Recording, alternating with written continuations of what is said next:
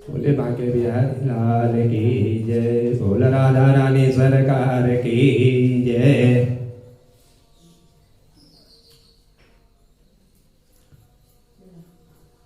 जो इधर कंस का अत्याचार बढ़ता गया और उधर कंस का अत्याचार बढ़ रहा है, इधर नंद भवन में नंद उत्सव का आयोजन किया जा रहा है। सूत जी ने कहा कि हे ऋषि मुनियों, जब भगवान का नंद भवन में जन्म का उत्सव मनाया जाने लगा और उस समय जो है नंद बाबा के 90 वर्ष की आयु पूर्ण हो चुकी थी और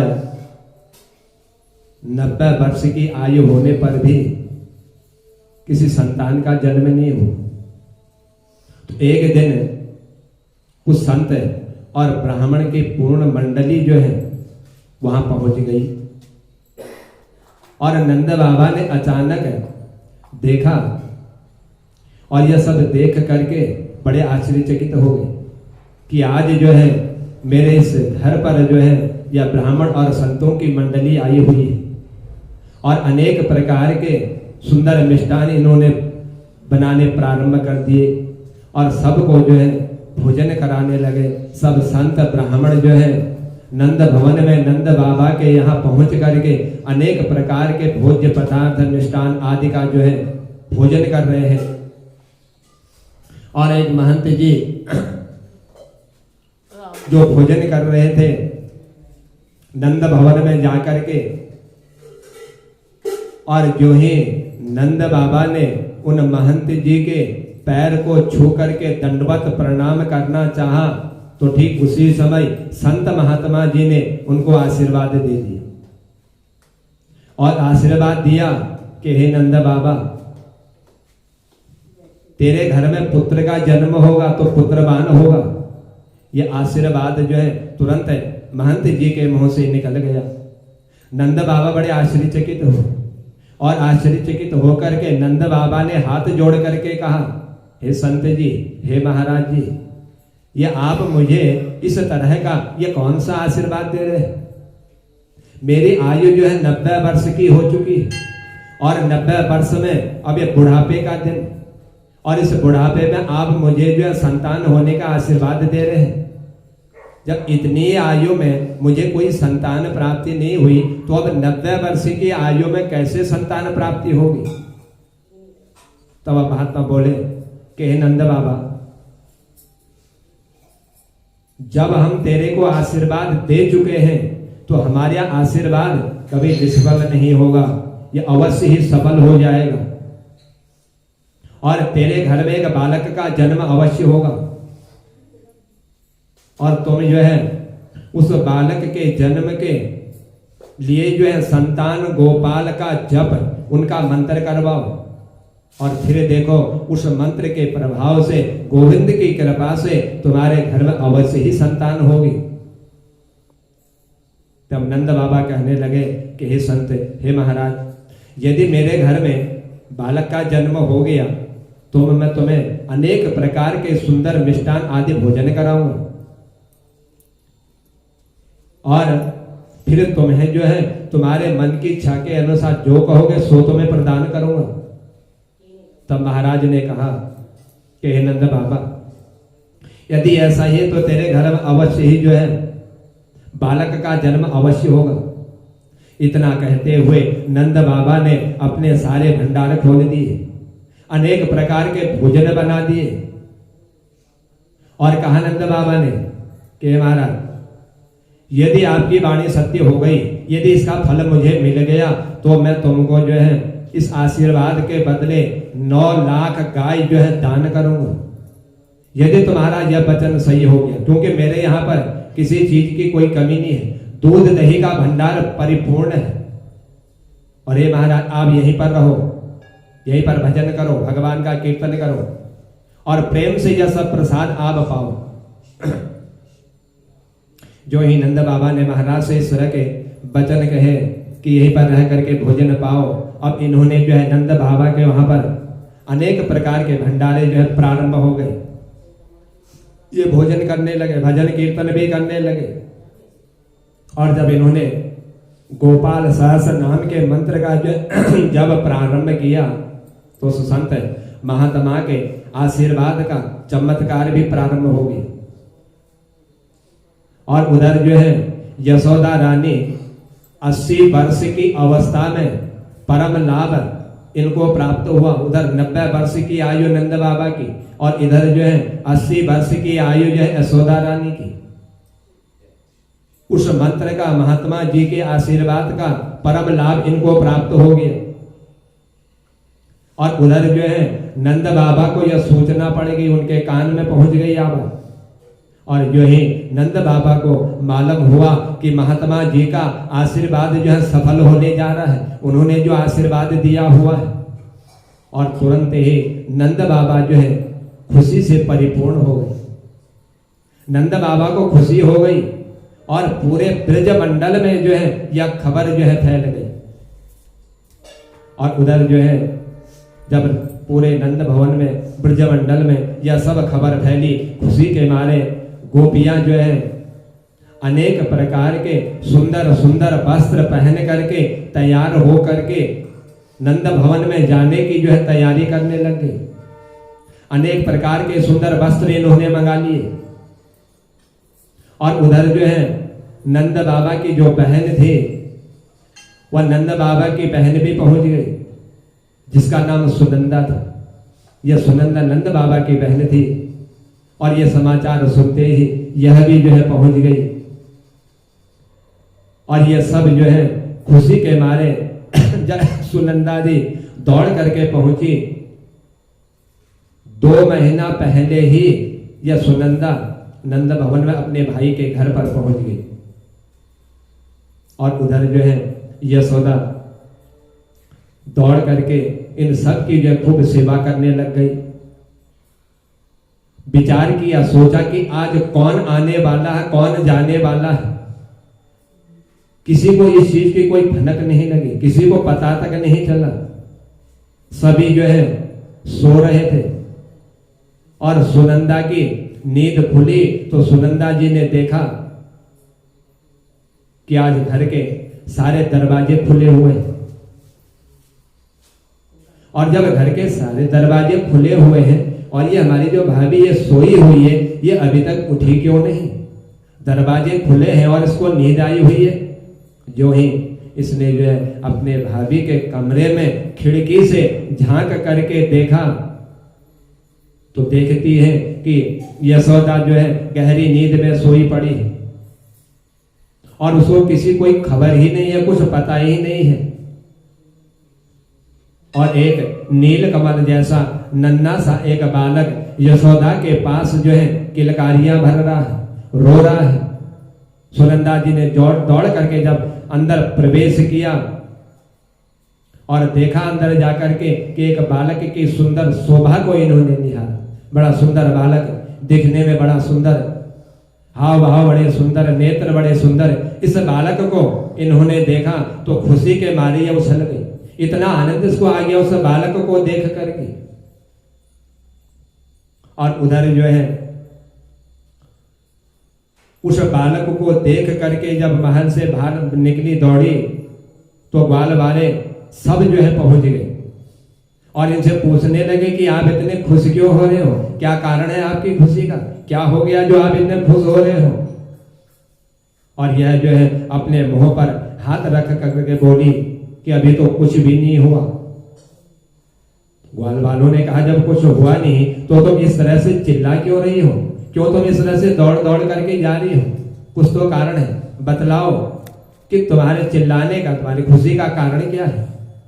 सुनंदा बोली मैं यह सब आपको बाद में बतलाऊंगी कि मेरी खुशी का कारण क्या है और मैं जो इस तरह से क्यों चिल्ला रही हूं, यह सब मैं आपको बतलाऊंगी। पहले यह बताओ कि इस समय मेरे भाई कहाँ हैं, नंद जी कहाँ हैं इस समय, आप मुझे उनका पता बतलाओ। और उधर जो है नंद बाबा, क्योंकि उधर संत महाराज जी ने कहा था गोपाल सहस्र नाम का जप करो, माला लेकर के ग्वाल वालों के बीच में यह जप कर रहे थे। सुनंदा जी ने दौड़ लगाई तो देखती है कि नंद बाबा ग्वाल वालों के बीच में बैठे हुए माला लेकर के जप कर रहे हैं। लेकिन ये मालूम नहीं है कि नंद बाबा उस माला में कौन सा जप कर रहे हैं और संत जी ने कौन सा जप बतलाया था, और ये कौन सा जप कर रहे हैं इनको नंद जी को कुछ मालूम ही नहीं है। माला ले ली, हाथ में जप कर रहे हैं, लेकिन पता नहीं है कि कौन सा जप चल रहा है।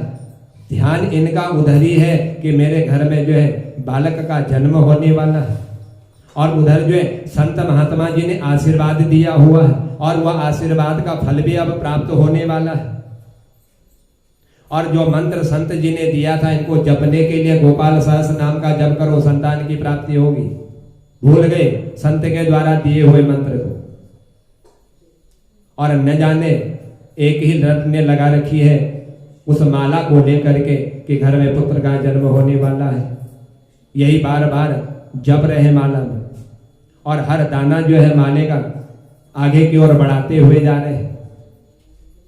और जो ही इनकी बहन पहुंची तो कहा कि हे भैया, मैं कहां कहां घूम करके नहीं आ गई, कहां कहां मैंने आपको नहीं ढूंढ लिया, मैं कहां कहां आपको ढूंढने के लिए डोल रही हूं, और आप जो है यहां पर ग्वाल बालों के बीच में माला को लेकर के बैठे हुए हो। अपनी बहन सुनंदा को आया हुआ देख करके नंद बाबा एकदम सावधान हो गए, और सावधान होकर के कहा कि जल्दी बताओ कारण क्या है, तुम क्यों आए हो, क्यों तुमने मुझे ढूंढा, तुम मुझे क्यों ढूंढ रही हो। तब सुनंदा कहने लगी कि हे भैया आप बताओ, मैं आपसे अपना इनाम लेने के लिए आई हुई हूं। नंद बाबा ने सोचा कि हमें खबर तक नहीं पहुंची, हमें कुछ मालूम नहीं है, और ये किस चीज का इनाम मांग रही है। तुरंत नंद बाबा की धड़कन तेज हुई, कहा कि अरे बहन तू इनाम लेना चाहती है, ये ले, मैं तुझे इनाम के बदले ये पूरी चाबी ही तुझे सौंप देती, जो तुझे अच्छा लगे, जो तुझे चाहिए वह सब तो ले लेना, लेकिन देर मत लगा, तू मुझे बतला तो सही तुझे किस चीज का इनाम चाहिए, तुरंत मुझे बतला। सुनंदा समझ गई कि मेरे भैया जो हैं उस शुभ समाचार को सुनने के लिए बहुत लालायित हो रहे हैं, बहुत आतुर हो रहे हैं। तब जो है सुनंदा ने अपने भाई नंद जी के कान में कहा कि हे भाई, तेरे घर में जो है एक बालक का जन्म हो गया है। और जो ही सुनंदा ने अपने भाई के कान में बालक के जन्म का समाचार सुनाया तो खुशी के मारे नंद बाबा इतनी तेज से उछल पड़े कि जैसे 16 वर्ष का बालक जो है कूदने लग जाता है, उस 16 वर्ष की बालक की तरह यह नंद बाबा भी जो है अपने बहन के मुंह से पुत्र का समाचार सुन करके उछल गए। इनको ध्यान ही नहीं रहा कि मेरी जो है 90 वर्ष की आयु हो चुकी है, मैं बूढ़ा हो चुका हूं, इसका कुछ भी ध्यान नहीं, सब कुछ भूल गए। तो सुनंदा बोली कि भाई अब आप बतलाइए कि आप जो है इस जन्म का उत्सव आप कैसे बनाएंगे। नंद बाबा ने कहा कि मैं जो है इस जन्म के उत्सव को बनाने के लिए सबसे पहले बड़े विद्वान लोगों को बुलवाऊंगा, उनको लेकर के आऊंगा, उसके बाद ही मैं जो है नंद जी का इस उत्सव को मैं बनाऊंगा, इस नंद भवन में इस बालक के जन्म का उत्सव मैं तभी बनाऊंगा।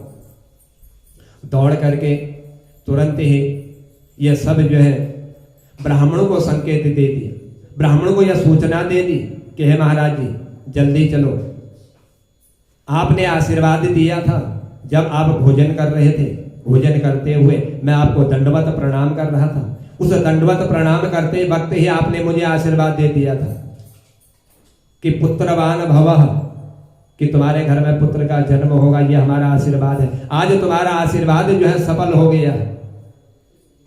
ब्राह्मण बड़े प्रसन्न हुए और इन सब ब्राह्मणों ने जा करके यमुना में स्नान किया और स्नान करके भस्म चंदन लगा करके और अपनी पुस्तक को हाथ में ले करके यह सब ब्राह्मण जो है दौड़ करके पहुंच गए और सब ने उस नंद भवन में आकर के नंद जी के यहाँ पर जो है सुंदर मंत्रों का उच्चारण करना प्रारंभ कर दिया। सुंदर मंत्र ये बोलने लगे तो सभी ब्राह्मणों ने नंद बाबा से कहा कि हे नंद बाबा, कि आज तुम्हारे घर में यह नंद का महोत्सव मनाया जा रहा है, तुम्हारे घर में बालक का जन्म हुआ है संत महात्मा की कृपा से, क्योंकि संत जो कह देते हैं वो अवश्य होता है, उसका फल अवश्य प्राप्त होता है। आज तुम्हें जो है संत जी ने आशीर्वाद दिया, उस आशीर्वाद का फल भी जो है आज तुमको प्राप्त हो गया, इसलिए जाओ, जा करके तुम भी स्नान करके आओ।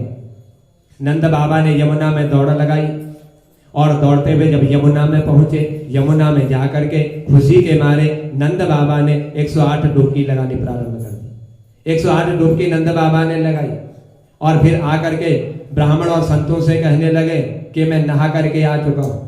और सभी ब्राह्मणों ने कहा कि यदि आप नहा के आ चुके हो तो अब जो है सुंदर वस्त्र आप धारण कर लो, सुंदर वस्त्र पहन लो।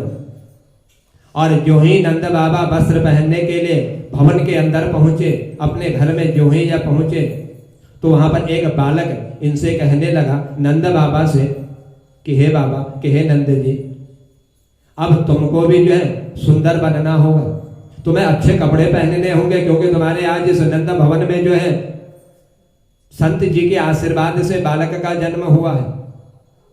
तब नंद बाबा उस बालक से कहने लगे कि हे बालक, 90 साल की मेरी आयु हो चुकी है और 90 साल की उम्र में मुझे जो है पुत्र का जन्म हुआ है। अब इस बुढ़ापे में मैं कितना सुंदर बनूं, मैं कैसे सजूं? बालक ने कहा कि देखो, चाहे आपकी 90 वर्ष की आयु हो, चाहे कितनी भी आयु, बालक का जन्म हुआ, सजना तो पड़ेगा ही। नंद बाबा ने कहा कि ठीक है, यदि तू कहता है तो मैं वही करूंगा। तो उस बालक ने नंद बाबा को एक सुंदर रेशमी धोती निकाल करके दी। नंद बाबा ने उस धोती को पहना और एक सुंदर जो है कुर्ता इन्होंने नंद बाबा को दिया। नंद बाबा के माथे पर इन्होंने जो पगड़ी बांधी और चंदन लगाया और चंदन लगा करके ऐसा नंद बाबा को सजा दिया कि किसी की भी इनको नजर ना लगे। आंखों में काजल लगा दिया और काजल लगा करके पूरे शरीर में इत्र छिड़क दिया ताकि इत्र की खुशबू आ सके। और नंद बाबा से कहा कि हे नंद बाबा, अब आप जो है अपने मुंह में एक पान भी डाल लीजिए। नंद बाबा ने बालक कहने पर एक पान भी मुंह में डाल लिया और इधर जो है गले में माला पहना दी। जब नंद बाबा सज गए, बिल्कुल तैयार हो गए, तब बालक ने कहा कि हे नंद बाबा, अब आप देख लीजिए, इस शीशे में देख करके देखिए कि आप कितने सुंदर लग रहे हैं, आप कैसे लग रहे हैं। तो नंद बाबा ने देखा कि आज तुझे बालक ने मेरे को जो अच्छे तरह से सजा दी है। नंद बाबा की जो पगड़ी थी उस पगड़ी को इन्हें संभाल करके माला को हाथ लगा करके हंस करके नंद बाबा उस बालक से कहने लगे कि हे बालक, बिल्कुल सत्य बात बतलाना, झूठ मत बोलना,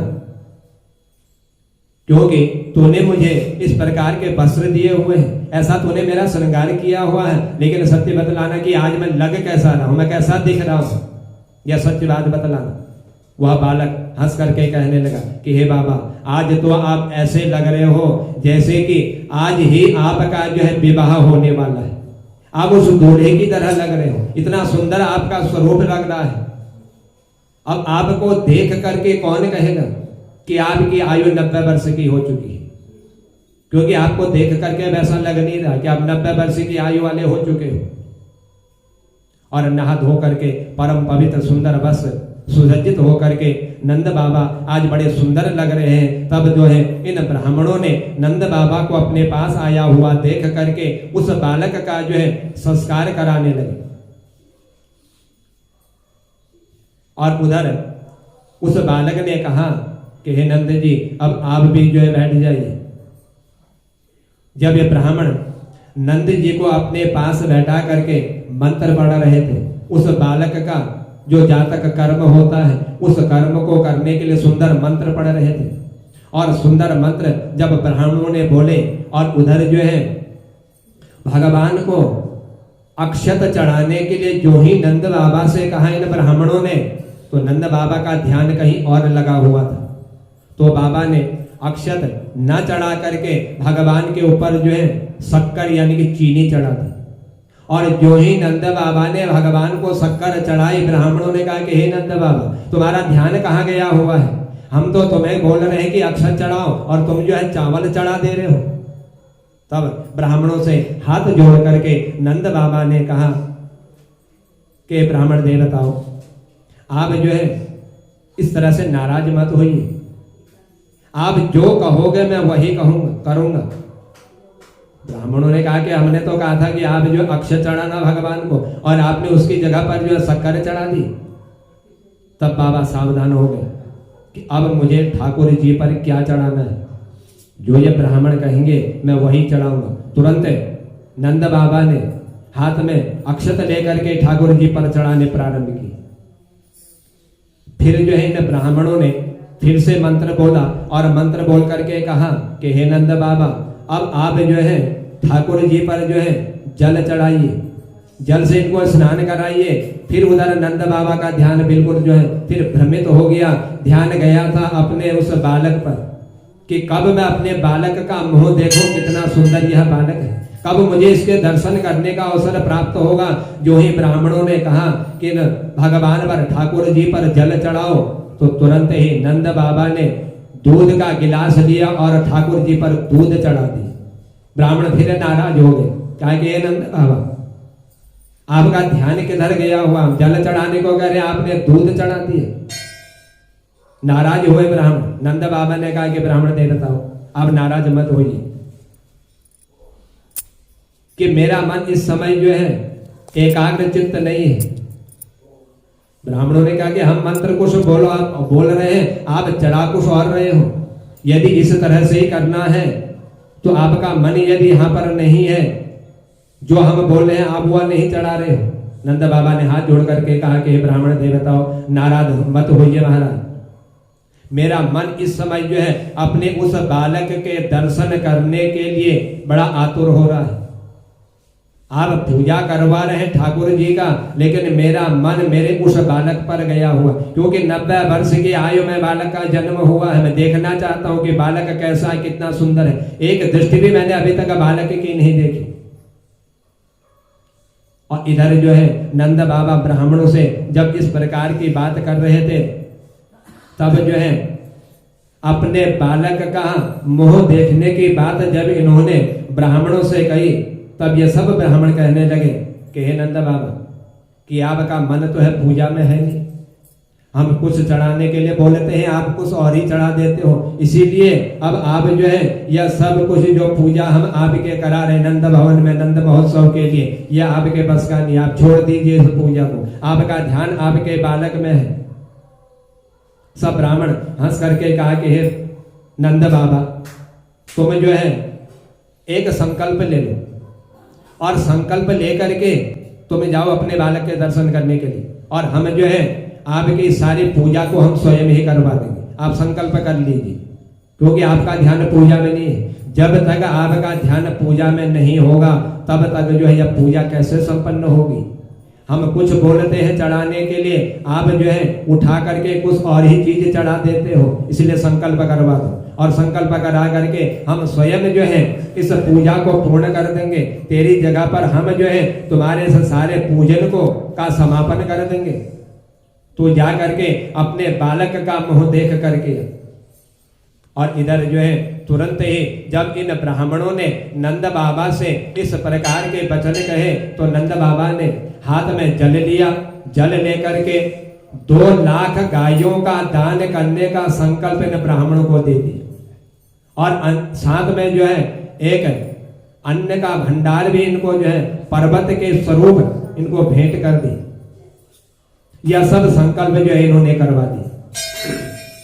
और उधर जो है जिसको खबर प्राप्त हो रही थी कि नंद बाबा के घर में बालक का जन्म हुआ, सब बधाई देने के लिए पहुंच गए। गोपियां सुंदर श्रृंगार करके दौड़ करके यशोदा मैया को बधाई देने के लिए पहुंच रही है, और ग्वाल वाले भी जो है पगड़ी बांध करके दही माखन यह सब जो है नंद भवन में भेंट के स्वरूप जो है लेकर के आ रहे हैं नंद बाबा को बधाई देने के लिए।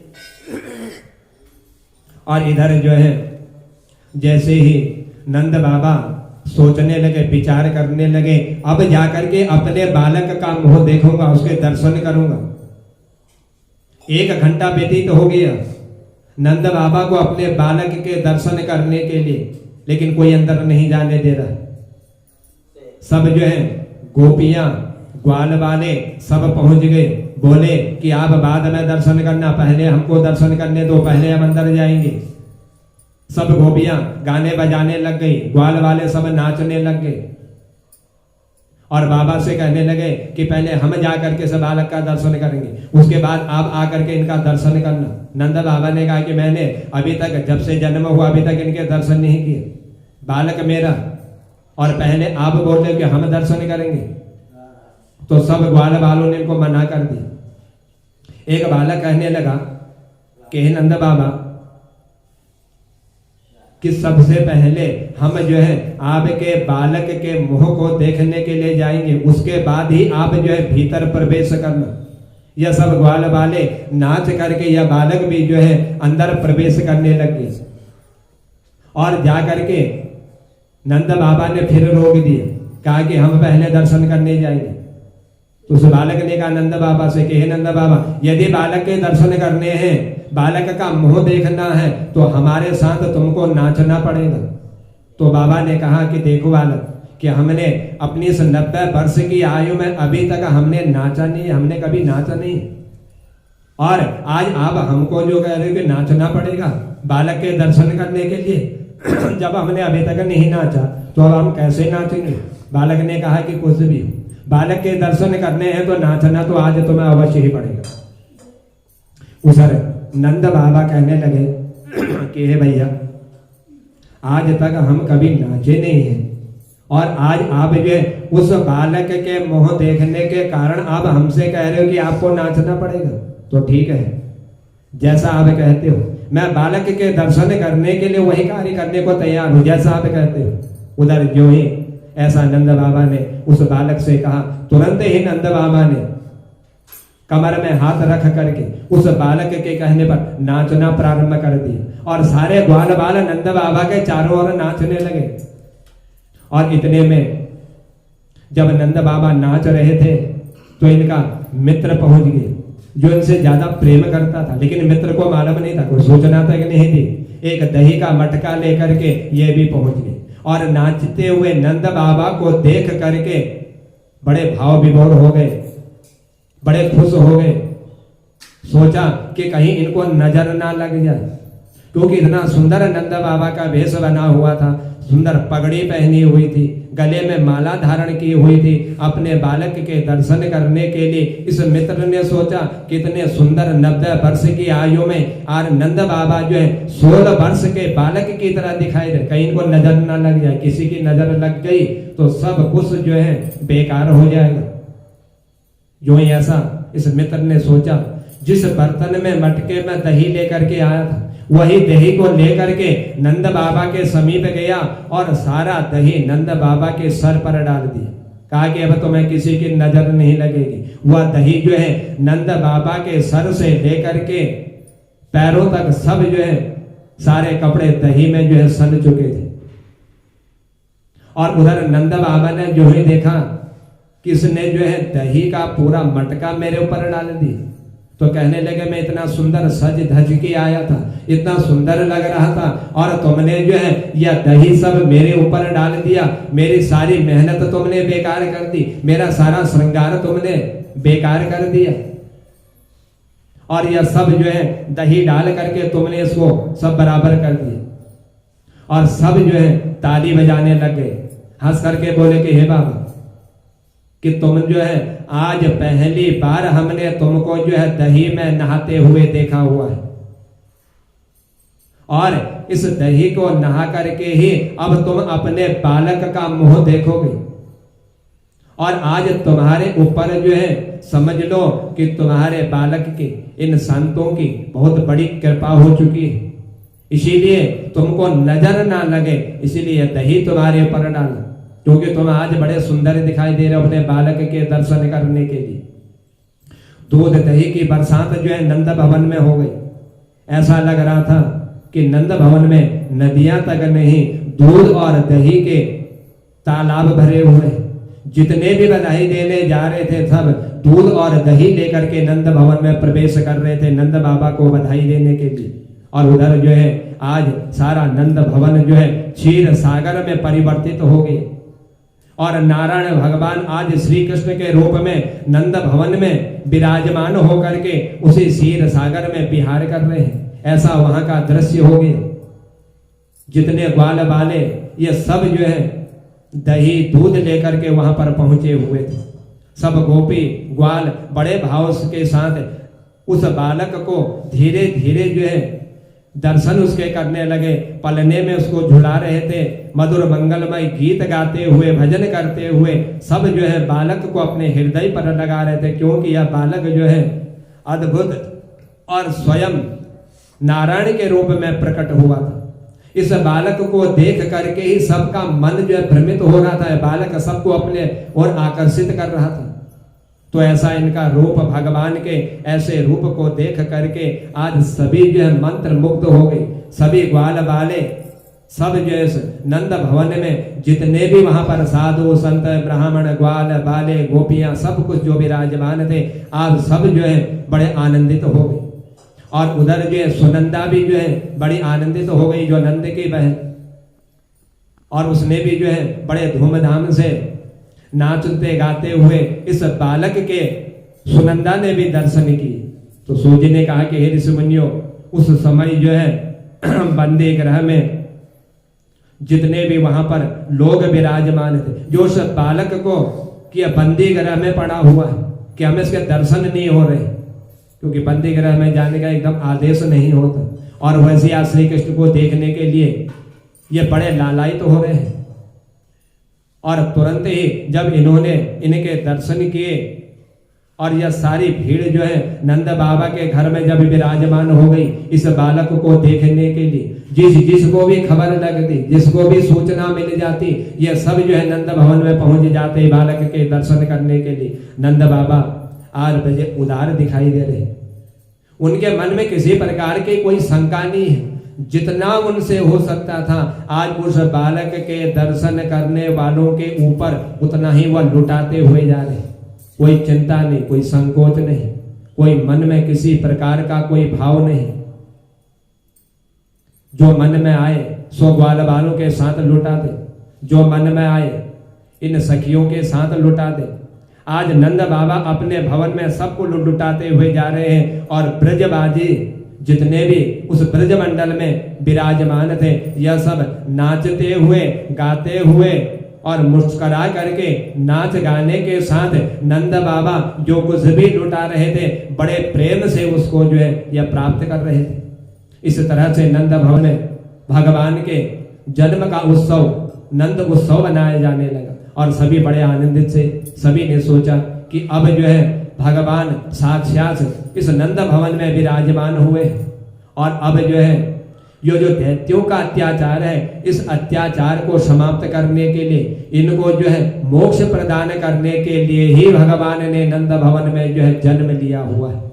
तो बड़े सुंदर मंत्रों के द्वारा, श्लोकों के द्वारा इनकी स्तुति करने लगे, इनकी विनय करने लगे, प्रार्थना करने लगे कि भगवान सबकी मनोकामना पूर्ण करने के लिए इन्होंने जन्म लिया हुआ है नंद भवन में। आज जो है इनके अत्याचारों से हम सब का जो उद्धार होने वाला है।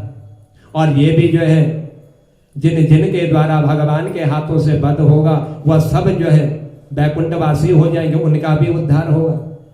और इधर जो है बालक जो ही दिन प्रतिदिन जो है बढ़ता हुआ गया, तो भगवान ने अपने जन्म से लेकर के 16 वर्ष की आयु तक का बड़े से बड़े राक्षसों का इन्होंने वध करना प्रारंभ किया।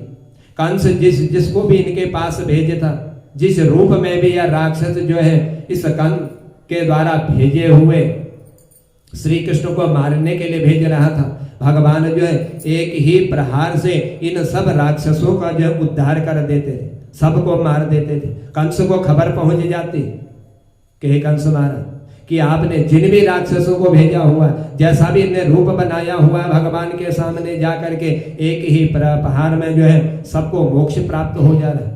और कोई उनके समीप जा करके युद्ध करने के लिए सब जो है हार जा रहे और सब एक एक करके मृत्यु को प्राप्त हो जाए। कंस ने मन में विचार किया कितना बलशाली, शायद यही बालक जो है मेरा काल न बन जाए, इसी बालक के हाथों कहीं मेरा वध न हो जाए। तो अनेक प्रकार के राक्षसों को भेज दिया।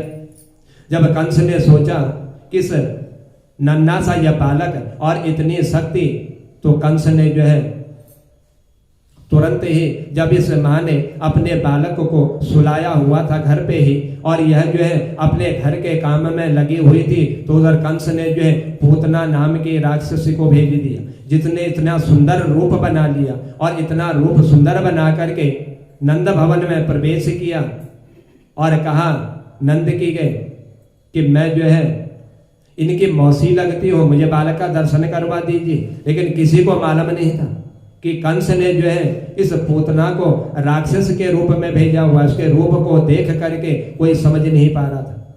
और जो ही इस पूतना ने भगवान को स्तनपान कराना प्रारंभ किया, तो भगवान ने अपनी आंखें बंद कर दी और आंखें बंद करते हुए मन में विचार किया कि मुझे जो है शुभ कार्य इस पूतना के ही द्वारा करना चाहिए, इसी के द्वारा श्री गणेश करना चाहिए। स्मरण किया भगवान ने गणेश जी का, और तुरंत ही स्मरण करते हुए आंखें खोली कि कंस ने यह जो है जिस राक्षसी को भेजा हुआ है, इसी राक्षसी के द्वारा मैं जो है अपना कार्य संपन्न करता हूं। तुरंत ही भगवान को जो ही यह स्तनपान करा रही थी, तो भगवान ने अपने माया से योग के द्वारा, अपने बल शक्ति के द्वारा उस राक्षसी का भी वध कर दिया। और जब उसका भी वध हो गया, कंस को मालूम हुआ कि उसका भी जो भगवान ने वध कर दिया। इस तरह से अनेकों प्रकार के राक्षस कंस ने इसके पास भेजे भगवान को मारने के लिए, लेकिन जो भी जाता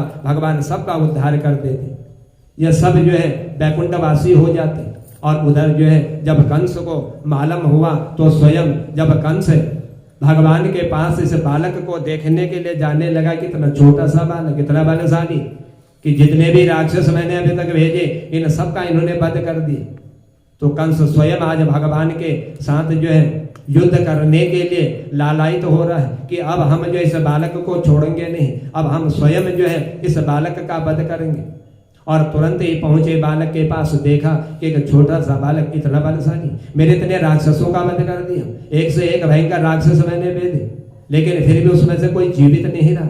और इधर भगवान समझ गए, और उधर जो कंस को भी मालूम हो गया कि यही वह बालक है जो देवर्षि नारद मुनि ने और संतों ने, इन देवताओं ने अपनी चालाकी के लिए मुझको जो अवगत कराया था, आज वही बालक के द्वारा जो है कहीं मेरा वध न हो जाए, कहीं मैं मृत्यु को प्राप्त न हो जाऊं। और भगवान ने अपनी ऐसी लीला चलाई, उस लीला के द्वारा जितने भी राक्षस थे इस कंस की सेना में, उन सब राक्षसों को एक एक करके जो है मुक्ति प्रदान कर दी। सारे राक्षसों का भगवान ने उद्धार किया, और अंत में इस कंस का भी भगवान ने उद्धार किया, कंस का भी वध किया। और कंस का वध करके जितने राक्षस, जितने ये भगवान के हाथों जिनका वध हो रहा था, जो मृत्यु को प्राप्त हो रहे थे, तो भगवान ने इन राक्षसों का उद्धार करने के लिए ही जन्म लिया था, और सबका भगवान ने उद्धार किया। गोविंद के चरणों की नंद भवन में सभी जो है प्रशंसा करने लगे भगवान के उस रूप को देख करके कि आज भगवान ने इन बड़े बड़े राक्षसों के अत्याचार से हम सब की जो है रक्षा की हुई है। इसलिए जो भगवान की शरण में पहुंच जाता है, तो भगवान अपने उस भक्त की अवश्य ही रक्षा करते हैं। और भगवान का नाम चिंतन स्मरण करने वाला व्यक्ति उनके ही परम धाम को प्राप्त हो जाता है। भगवान ने अनेकों अवतार लेकर के अपने भक्तों का जो उद्धार किया।